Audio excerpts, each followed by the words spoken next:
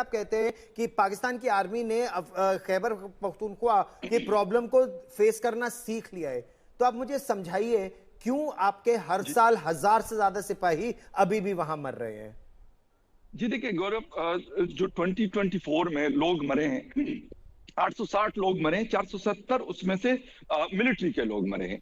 ये कोई मैं अपनी तरफ से आपको नहीं बता, ये इंडिपेंडेंट सोर्सेस से मैं आपको बता रहा हूँ। ये वो रिपोर्ट नहीं है जो आईएसपीआर की तरफ से रिलीज की जाती है, बल्कि इंडिपेंडेंट सोर्स हमारे जो बहुत सारे चलिए, जर्नलिस्ट हजार वहां पे हजार काम नहीं, कर रहे हैं। 800 मरे। चलिए, आपकी बात मान ली, 800 मरे ठीक है, 2024 में, 800 2023 में, 2024 में 2022 मैं में, ये हर साल मर रहे हैं। देखिए, सुने सुने मैं आपको बता रहा हूं कि अगर आप मैं ये कहूंगा कि वहां पे नहीं कभी फौजी मरते, बहुत बड़े बड़े हमले हुए हैं और गुज़िश्ता 2 सालों में बड़े सवेर किस्म के अटैक्स हुए हैं। वो बनू में हुए, टांक में हुए, नॉर्थ साउथ वजीरिस्तान में हुए।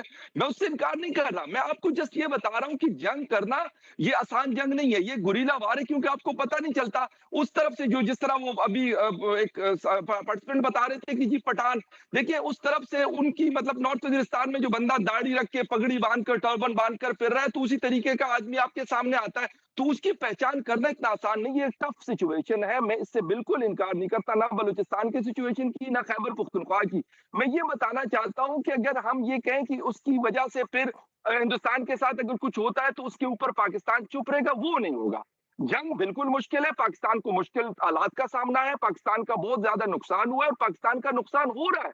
आगे भी अगर इसके ऊपर कोई सोल्यूशन ना निकाला गया, और उसके लिए सोल्यूशन भी कोई इतना मुश्किल नहीं है, बट द थिंग इज कि आपको अपनी जनता को ऊपर लेके आना है। वहां के जो पश्तून कम्युनिटी के रहने वाले जो लोग हैं, जी, उनको आपने सुनना है, उनकी ग्रीवियंसेस को क्लियर करना है। अगर वो आप कर देते हैं तो मेरे ख्याल में ये हालात ऑटोमेटिकली बेहतर हो सकते हैं। लेकिन अगर आप उनको जिस तरीके से भी वजीरिस्तान में एक अटैक हुआ, ठीक। पीसफुल एक जिरगा है, उनके ऑफिस को अटैक किया गया, तो उससे लाजमी बात है वाना में कल बहुत बड़ा प्रोटेस्ट हुआ है। बिना आप लोग ये जंग कह रहे हैं कि लड़े हम इस लोग हमारे समय यहाँ जब कुछ होता है कोमोडोर तो हम जीजे उसके ऊपर सिंह, बात करते हैं, आप लोग भी क्या करें। नहीं नहीं, क्योंकि हम तो चाहते, देखिए, हम चाहते हैं पाकिस्तान की या आवाम श्री अच्छा करे, गौरव, पाकिस्तान की आवाम अच्छा करे, लेकिन जो पाकिस्तान का मिलिट्री जिहाद इंफ्रास्ट्रक्चर है ना, उसको अब तोड़ देना है ना कोमोडोर जीजे सिंह? प्रधानमंत्री नरेंद्र मोदी ने क्या कहा, मैं अपने दर्शकों को देखो, एक मिनट वो सुनवाना चाहता हूं। सुनिए प्रधानमंत्री ने क्या कहा।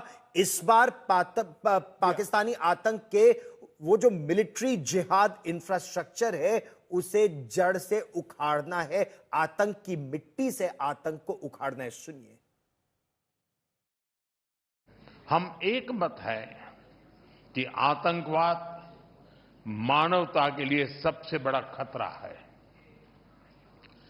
पहलगाम में हुए आतंकी हमले में मारे गए लोगों के प्रति राष्ट्रपति लॉरेंसो और अंगोला की संवेदनाओं के लिए मैं उनका आभार व्यक्त किया। We are committed to take firm and decisive action against terrorists and those who support them.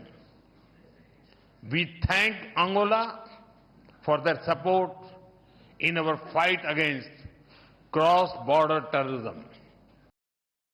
Aarzoo firm and decisive action against terrorism and those who back them. Pakistan इसे किस रूप में सुनता है? पाकिस्तान पहले तो ये मान जाए कि यहाँ पर टेररिज्म होती है, तब उसके ऊपर मेरे ख्याल पॉलिसी बनेगी और कोई काम होगा। अभी जैसे आप भी बता रहे हैं, हाफिज सईद को भी कहा जा रहा है, छुपाया जा रहा है, साथ साथ मदरसे जो हैं उनको भी हटाया गया है। तो पाकिस्तान तो खैर उसको एक इल्ज़ाम के तौर पर ही देखेगा, यही यही समझेगा कि एलिगेशन है। लेकिन होना ये चाहिए कि इसके ऊपर एक प्रॉपर पॉलिसी जो है पाकिस्तान बनाए। और कब तक यही सब कुछ होता रहेगा? जितने लोग हैं, इसका पहले तो आपको मालूम है अननोन गनमैन कुछ काम कर रहा था, लेकिन आजकल वो भी नहीं हो रहा है। तो मुझे लगता है कि बहुत सख्त पॉलिसी बनाने की जरूरत है पाकिस्तान को, ताकि इसमें से निकला जा लेकिन सके।